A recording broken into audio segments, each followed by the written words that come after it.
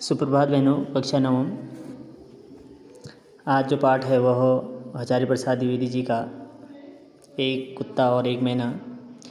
हजारी प्रसाद द्विवेदी का जन्म सन 1907 में गांव आरत दुबे का छपरा, जिला बलिया, उत्तर प्रदेश में हुआ। उन्होंने उच्च शिक्षा काशी हिंदू विश्वविद्यालय से प्राप्त की तथा शांति निकेतन, काशी हिंदू विश्वविद्यालय एवं पंजाब विश्वविद्यालय में अध्यापन कार्य किया। सन 1979 में उनका देहांत हो गया।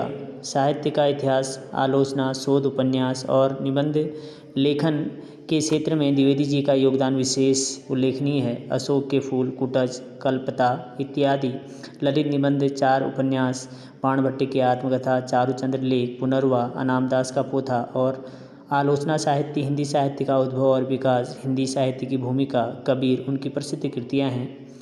उन्हें साहित्य अकादमी पुरस्कार एवं पद्म भूषण अलंकरण से सम्मानित किया गया। द्विवेदी जी ने साहित्य की अनेक विधाओं में उच्च कोटि की रचनाएं की। उनके ललित निबंध विशेष उल्लेखनीय हैं। जटिल, गंभीर और दर्शन प्रधान बातों को भी सरल, सुबोध एवं मनोरंजन ढंग से प्रस्तुत करना द्विवेदी जी के लेखन की विशेषता है। उनका रचनाकर्म एक सहृदय विद्वान का अनुभव का सृजनात्मक सामंजस्य है।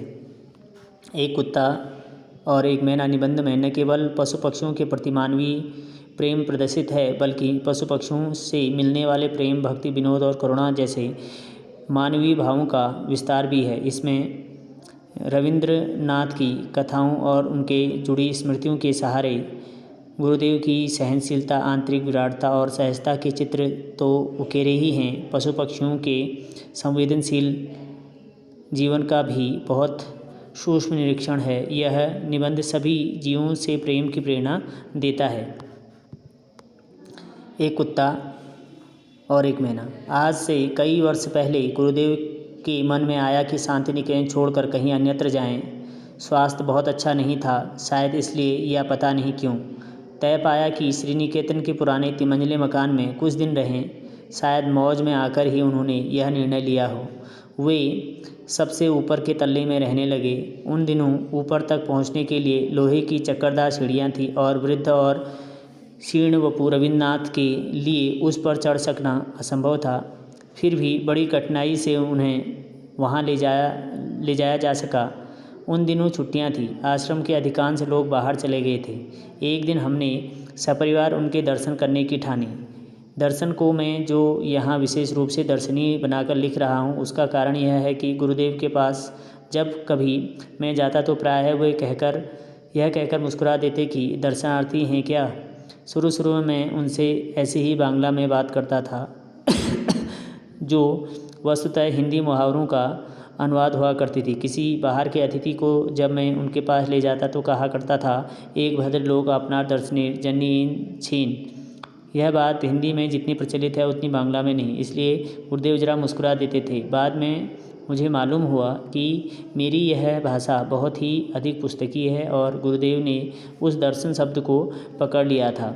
इसलिए जब कभी भी मैं असमय पहुंच जाता था तो वे हंसकर पूछते थे, दर्शनार्थी लेकर आए हो क्या। यहाँ यह दुख पहुंच जाता था तो वे हंसकर पूछते थे, दर्शनार्थी लेकर आए हो क्या। यहाँ यह दुख के साथ कह देना चाहता हूँ कि अपने देश के दर्शनार्थियों में कितने ही इतने प्रगल्भ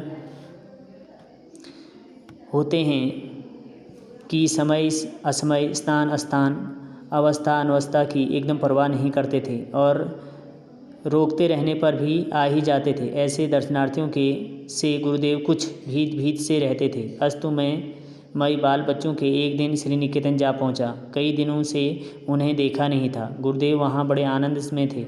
अकेले रहते थे। भीड़ भाड़ इतनी नहीं होती थी जितनी शांति निकेतन में। जब हम लोग ऊपर गए तो गुरुदेव बाहर एक कुर्सी पर चुपचाप बैठे अस्तगामी सूर्य की ओर ध्यान स्मित नैनों से देख रहे थे। हम लोगों को देखकर मुस्कुराए, बच्चों से जरा छेड़छाड़ की, कुशल प्रश्न पूछे और फिर चुप हो रहे। ठीक उसी समय उनका कुत्ता धीरे धीरे ऊपर आया और उनके पैरों के पास खड़ा होकर पूंछ हिलाने लगा। गुरुदेव ने उसकी पीठ पर हाथ फेरा। वह आंखें मूंद कर अपने रोम रोम से उस स्नेह रस का अनुभव करने लगा। गुरुदेव ने हम लोगों की ओर देखकर कहा, देखा तुमने, यह आ गया है, यह आ गए। कैसे इन्हें मालूम हुआ कि मैं यहाँ हूँ? आश्चर्य है, देखो कितनी परितृप्ति इनके चेहरे पर दिखाई दे रही है।